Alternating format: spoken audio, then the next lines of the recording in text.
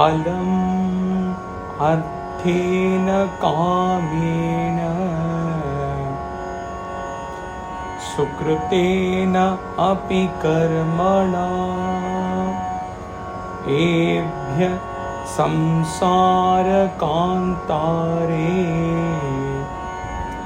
na viśrāntamabhūnmanaḥ.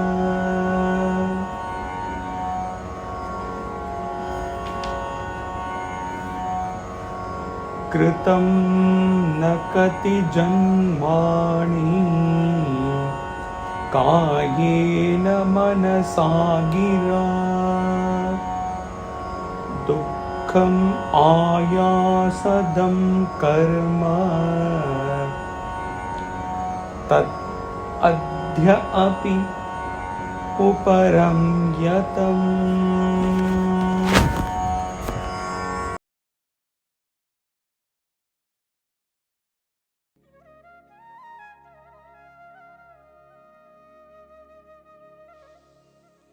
Seventh verse, alamarthena kāmena.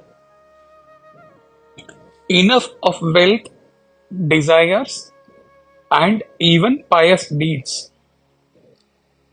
In the wilderness of the world, the mind did not find a repose in these.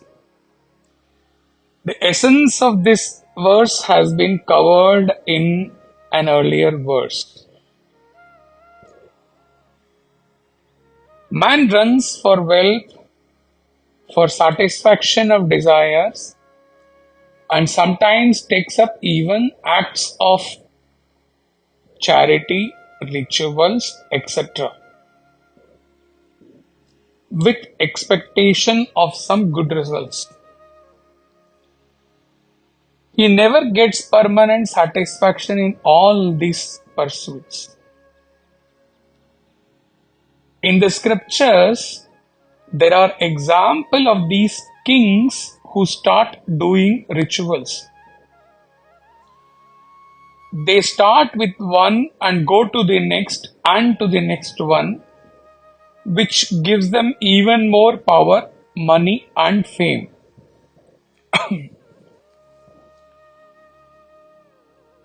They do this Ashwamedha yaga where they send a horse out and they are praying at the same time.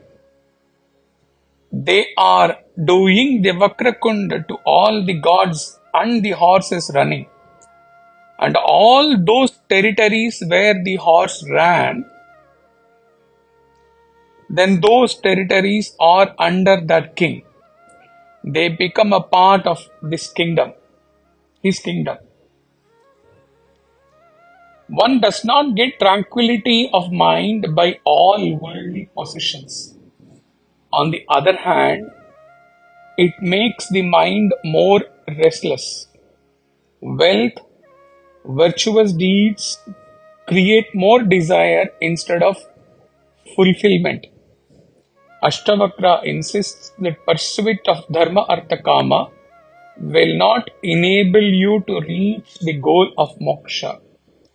So drop all these desires and abide in self.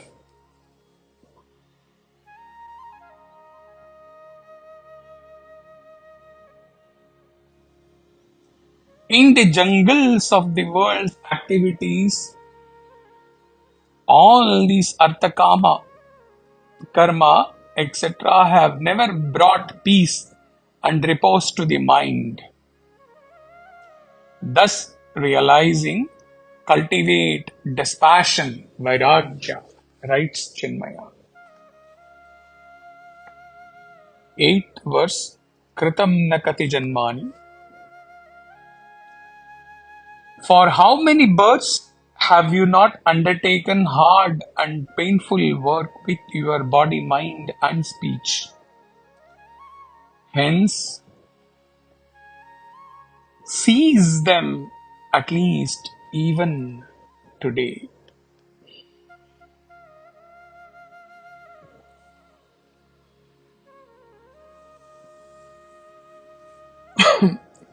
We have our body, we enjoy happiness and suffer misery as a result of our past actions. Ashtavakra indicates here that to escape the misery of past actions, entailing so much difficulty, we should at once stop all actions to fulfill the desires of the world.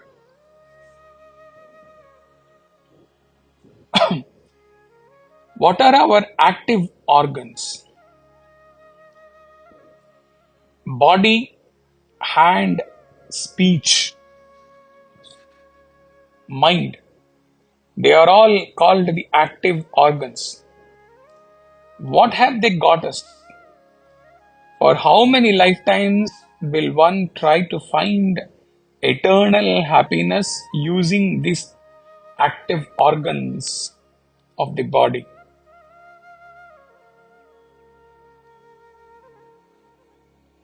When to stop?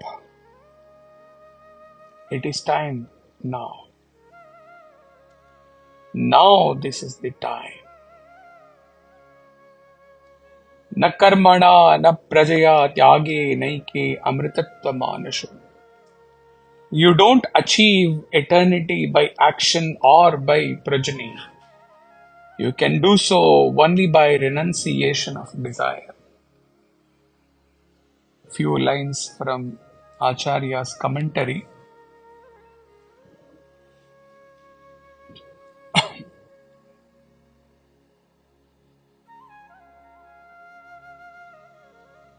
All our best actions undertaken diligently and laboriously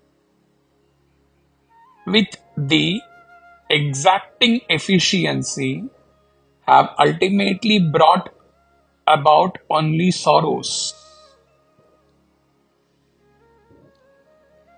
Relieved with few patches of impermanent joy. When this discriminative understanding has dawned in one's mind, the student becomes a true spiritual seeker. And addressing such a seeker, the teacher says, hence, seize them at least even today. In Yoga Vasishta, we read a similar condemnation of the worldly activities for a mature spiritual student,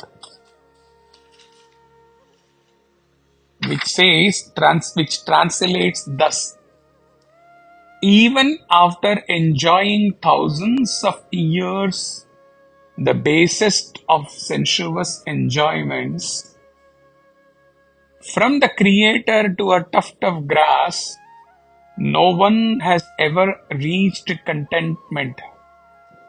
Having ruled over vast kingdoms for long years, having enjoyed a harem of wives, having destroyed all enemies around the world, what is the unique thing that one cannot gain? Laboriously struggle to gain that, having gained, which there is nothing more to gain. Thus continuously pant and struggle.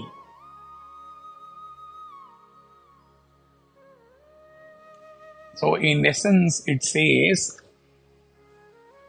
you will endlessly be using all your body, mind, speech, actions, etc. to accumulate all the worldly pleasures and enjoyments, and still it is like endless. You will keep on running and running. In the verse says laboriously, and still the inner urge will be to gain more and more.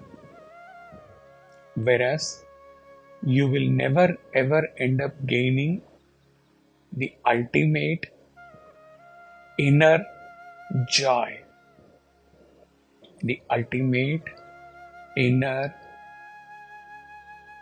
never ending joy with these actions. So, end them once for all. The verse does not say end actions. It says end actions taken up with desire. Thus ends the 10th chapter.